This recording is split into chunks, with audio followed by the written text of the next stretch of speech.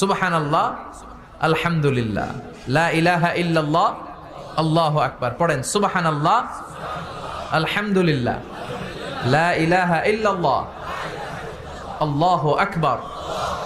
এই চারটা জিকির হচ্ছে শ্রেষ্ঠ জিকির। শ্রেষ্ঠ তো শ্রেষ্ঠই তো পাইছেন, আর এদিক ওদিক তাকান কেন? পড়েন ইচ্ছা মতো। এই চারটা জিকির একসাথে মিলিয়েও পড়া যায়, আলাদা করেও পড়া যায়। আবার বিষ্ণু বললেন, মিজানের পাল্লা ভারী করতে চাও, ফাআম্মা মান সাকুলাত মাওয়াজিনুহু ফাহুয়া ফি আইশাতির রাদিয়া।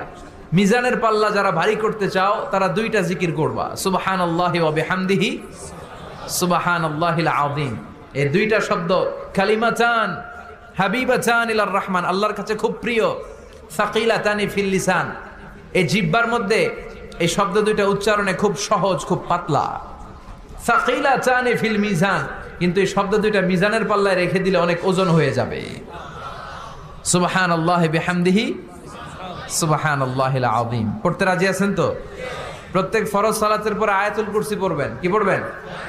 মুখস্থ আছে না? এটা পড়ে ফু দিলে কোনো জিন পড়ি, ব্ল্যাক ম্যাজিক কোনো কিছু আপনারা ধরতে পারবে না। বিষ্ণু বলেন, মান কারা আয়াতাল কুরসি দুবুরা কুল্লি সালাতিন মাকতুবা লাম ইয়ামনাহু মিন দুখুলিল জান্নাতি ইল্লাল মাউত। প্রত্যেক ফরজ সালাতের পরে কেউ যদি আয়াতুল কুরসি পড়ে, তার জান্নাতে ঢোকার ব্যাপারে আর কোনো বাধা নিষেধ থাকে না, একটা জিনিস ছাড়া। সুবহানাল্লাহ, আরেকটু পরে বলেন, একটা জিনিস ছাড়া, ইল্লাল মাউত, সেটা হচ্ছে মৃত্যু। লোকটা মরে না তাই জান্নাতে যায় না, মরলেই জান্নাতি। এবার সুবহানাল্লাহ। তাহলে প্রত্যেক ফরজ সালাতের পরে আয়াতুল কুরসির দরকার আছে না নাই? প্রত্যেক ফরজ সালাতের পরে সালাম ফিরিয়ে আওয়াজ করে পড়বেন আল্লাহু আকবার।